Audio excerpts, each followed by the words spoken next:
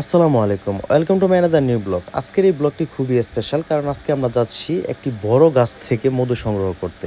রাত প্রায় 12:30টার কাছাকাছি আমরা কয়েকজন মিলে চললাম মধু সংগ্রহ করার জন্য। আজকের এই অভিযানটা একটু ভয়ও লাগছে এবং রোমাঞ্চকর লাগছে, কারণ লাইফের এই ফার্স্ট টাইম আজকে আমরা যাচ্ছি মধু সংগ্রহ করতে। আজকে মধু সংগ্রহ করতে গিয়ে আমাদের পুরো অভিজ্ঞতাটা আপনাদের সাথে শেয়ার করব। তো মধু সংগ্রহ করতে গিয়ে কি কি হলো তা দেখতে আমাদের সাথেই থাকুন। আমরা আসার সময় সাথে করে দুটি বাঁশ নিয়ে আসি আপনাদেরকে দেওয়ার জন্য, না মানে মই বানানোর জন্য। কারণ যে গাছটিতে মৌমাছি বাসা বেঁধেছে ওই গাছটি আমাদের থেকে অনেক উঁচু, তাই আমরা সাথে করে বড় বড় দুটি বাঁশ নিয়ে আসছি মই বানানোর জন্য। প্রথমে ভেবেছিলাম যে এক বাঁশ দিয়ে হয়ে যাবে, কিন্তু মৌমাছির চাক এতটাই উঁচুতে ছিল যে এক বাঁশ দিয়ে হলো না, তাই এক বাঁশের সাথে আরেক বাঁশ জোড়া দিতে হলো। আপনারা দেখতে পাচ্ছেন এক বাঁশের সাথে আরেক বাঁশ জোড়া দিয়ে মই বানানো হচ্ছে। আমাদের ডিজিটাল মই বানানোর কাজ প্রায় শেষ।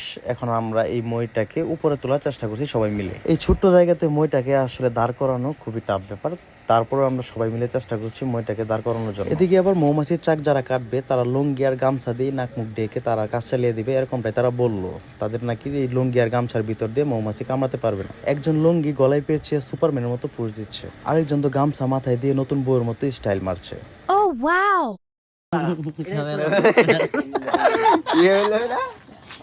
তো আমাদের সেই সুপারম্যান লুঙ্গি ম্যান বাদরের মতো আস্তে আস্তে করে সেই চালের মধ্যে উঠে পড়ল। কুমিরের মতো হামাগুড়ি দিতে দিতে সে চালের ওই প্রান্তে সে পৌঁছেই গেল। তার লুঙ্গির পুষ দেখে সুপারম্যান মুভির সেই সুপারম্যানের কথা মনে পড়ে গেল। অনেকক্ষণ ঠেলাঠেলি করার পর ওই মইটাকে আমরা দাঁড় করিয়ে ফেললাম ওই মৌমাছি চাকের সাথে।